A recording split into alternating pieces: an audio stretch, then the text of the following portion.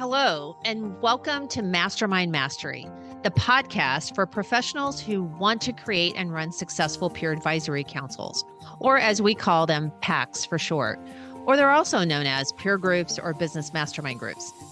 I'm your host, Tina Corner Stolz, founder of Alex Council, where I've been in the industry running groups since 2005 and now help those like you with education, certification, and support wanting to do the same. At one time, I ran 10 groups, nearly 100 members, and sold my groups for a good multiple, and recently released my second book, Your Seat at the Table, How to Create and Run Your Own Peer Advisory Councils, published by Forbes, and grateful to you that it's an Amazon bestseller. I invite you to join each week where we share strategies and techniques to successfully launch and become a master of running your PACs. You'll hear insights, perspectives, do's and don'ts, learn from my and my guests' mistakes, successes, and get the inside track to key takeaways. Each time we have a guest, we'll be having a bit of fun. So are you ready? Let's get going and dive into today's episode. Hello, everyone. It's Tina here. We have a special event coming up in November in St. Petersburg, Florida. It's the first ever national open conference for anyone wanting to run and already running peer groups or mastermind groups. Join us for 2 days, VIP reception with the keynote speakers, and a full day of upping your game in running groups with peers like you who are experienced or just want to get more knowledge before starting their journey and creating their first group. This conference is for you if, one, you're already running groups and you want to be better, or you want to be the best.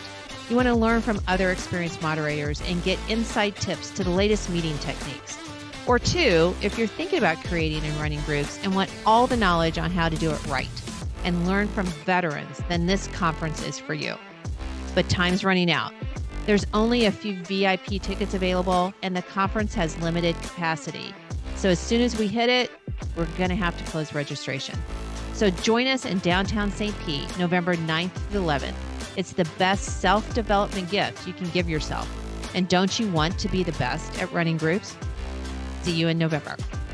So welcome everyone to Mastermind Mastery. I am your host, Tina Corner Stolz. And today we have Marty Griffin with us. And Marty, I think everybody could definitely tell it's Bruce Springsteen, you know, but What's the song and why is it important? Well, just a little FYI, I've seen Bruce over 30 times. So it's very inspirational. Yeah. 30? Bruce Springsteen live is a pretty inspiring thing. But that song has always had grab for me since I probably heard it when I was 16 years old. Because I think it captures a life in a nutshell, which is life isn't easy and you're going to get knocked down. And the key is to get back up. There's always redemption in that song. There's always redemption. But nothing about that song is easy. It's hard. Life can be hard and you get knocked down. When I think about myself and the business we're in, when you're running a business, you're going to get knocked down. And great leaders find a way to get back up. But I always get energy from that song to get back up. Excellent. Well, I can't imagine you seeing him. When was the last time you saw him? Well, I didn't see this last tour, so I guess it was before COVID. It was probably 2016 or 17. And he didn't tour again for a few years. Right. Yeah. And he just toured recently, but I couldn't get there. Yeah. And the song is very appropriate for peer groups. And you currently lead CEO peer groups. Correct. And so to your point, CEOs running a business and, the song is applicable to all the challenges that has, right? And the rewards.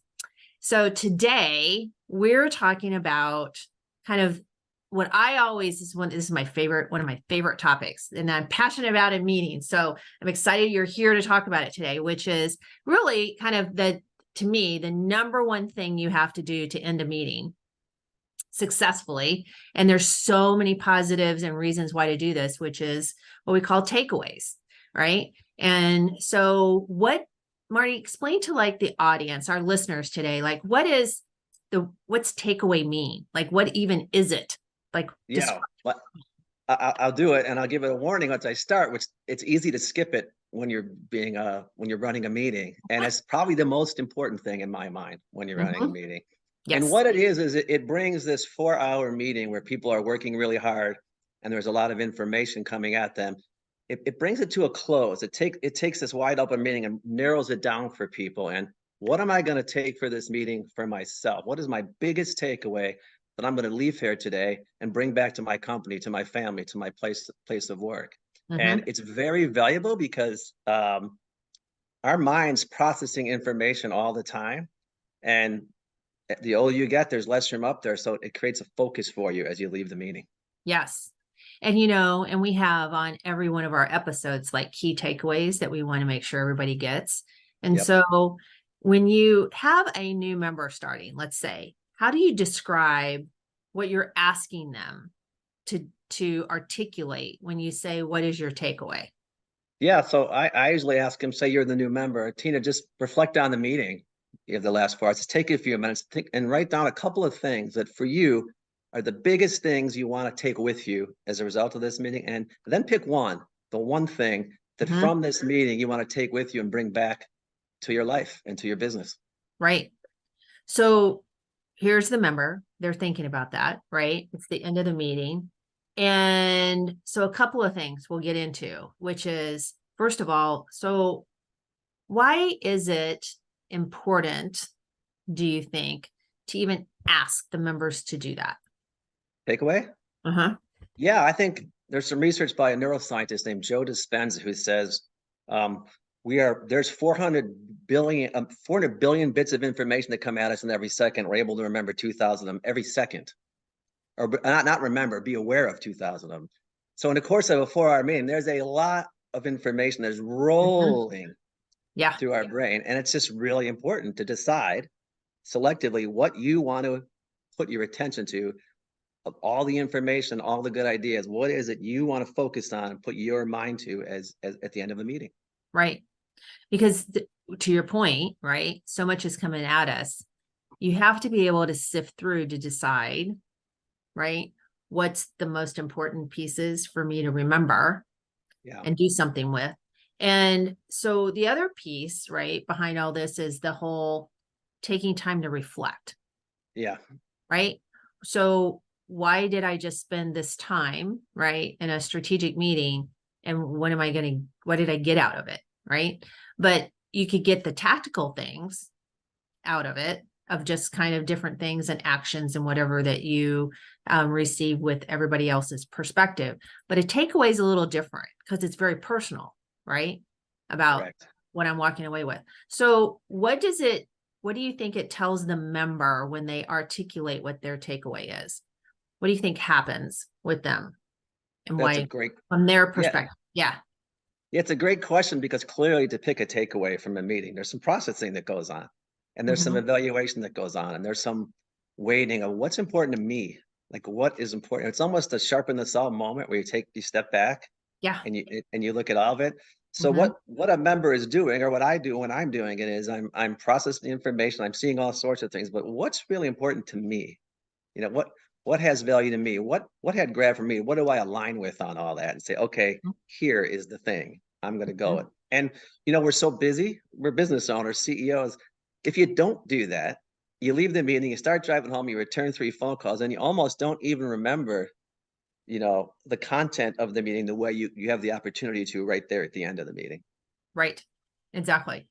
And so what, you know, when you're in the meeting and you're getting all of this from the members, right?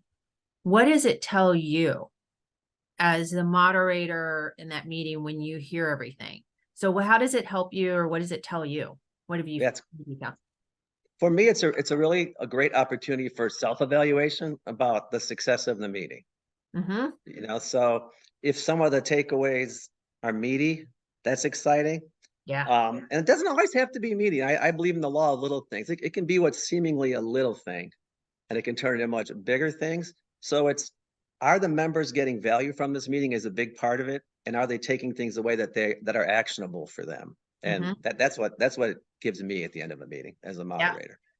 So it also helps me follow up with them. So you might say my biggest takeaway is, you know, I'm not talking to my employees enough, or something like that. Next time I see you, I can bring it up with you and say, how's that going? And that just reinforces the takeaway. Exactly. And I know that, like, when I was running meetings and I would get that, it would tell me what was important.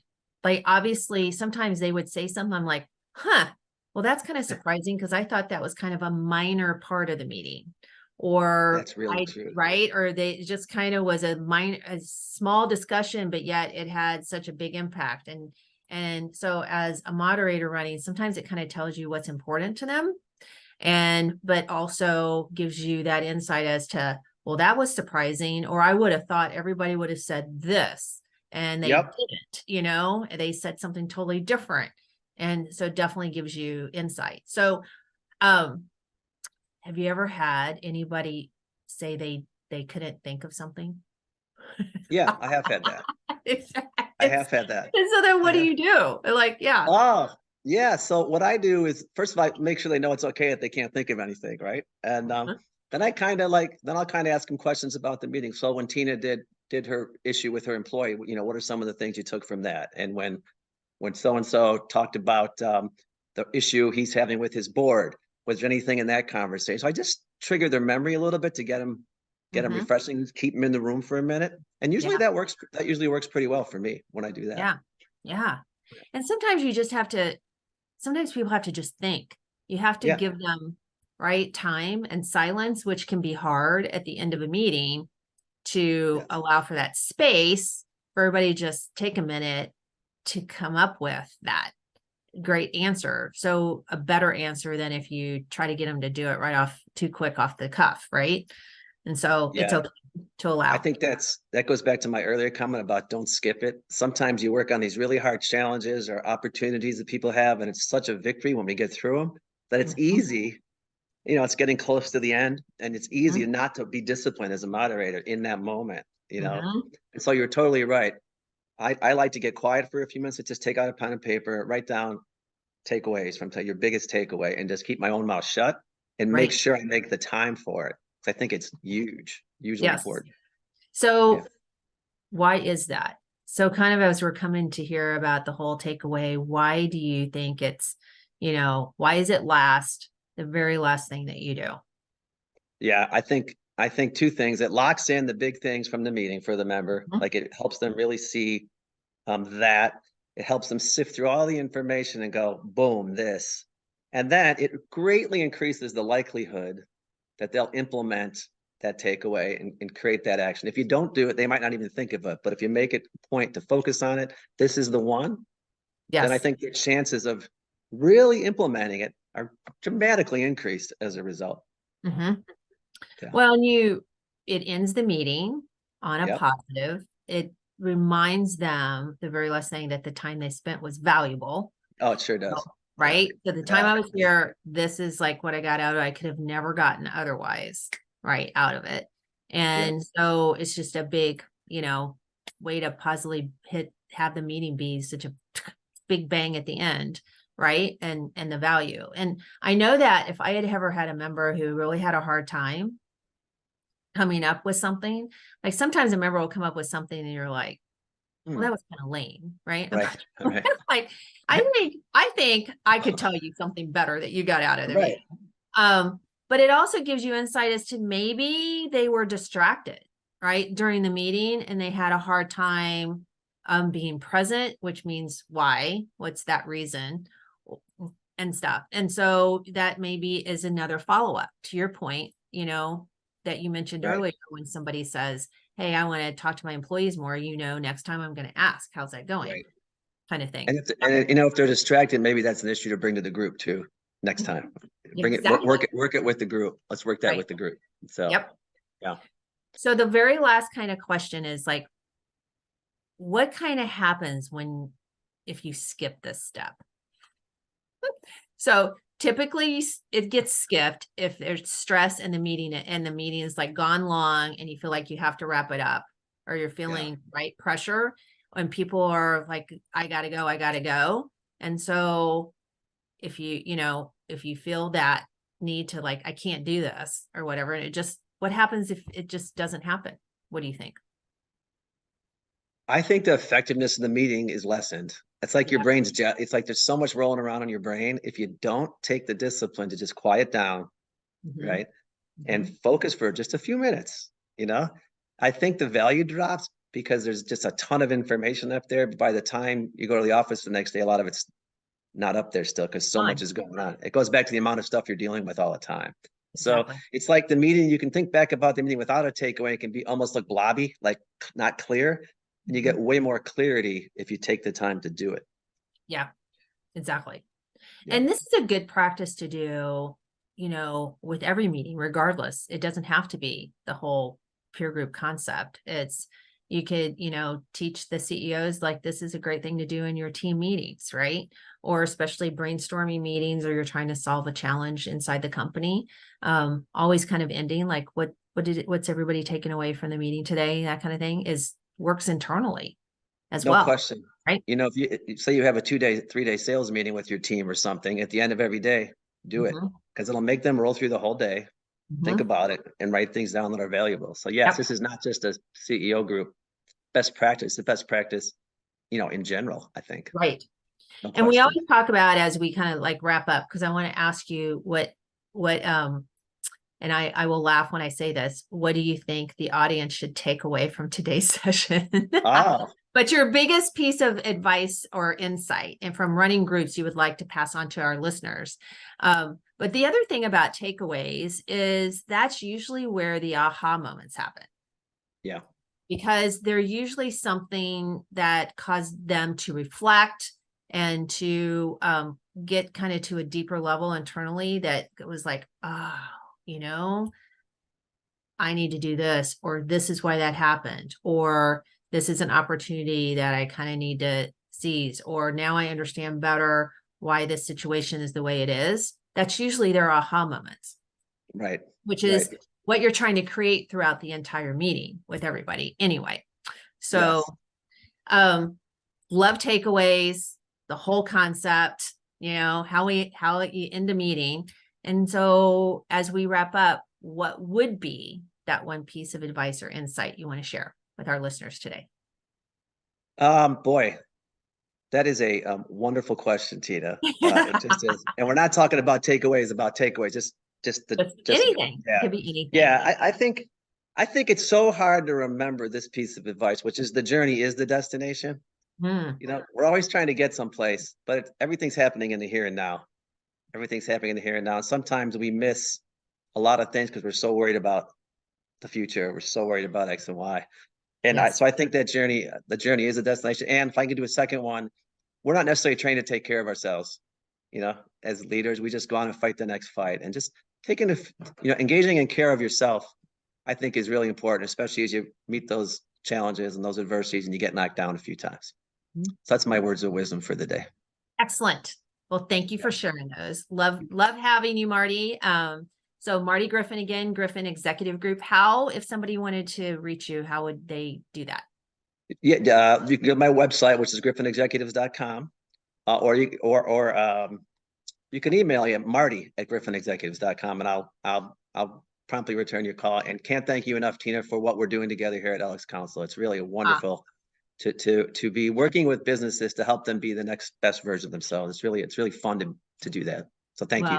You're welcome. It's a joy to work with you. So thanks everyone for listening to today's episode about takeaways with Marty as our guest. And as always, go make it happen. And we'll be back here next week this time. Thanks, Tina. Hey, moderators of groups. Thank you so much for listening to today's podcast. To get access to today's show notes and exclusive content and resources, visit tinacornerstolz.com/podcast or lxcouncil.com, where you can also become part of an exclusive online community, attend our academy, or get free resources, templates, checklists, and more. And you can even contact me there as well. So if this episode resonated with you and you know someone who can also benefit from listening, please share with them by taking a screenshot and even posting on your social media.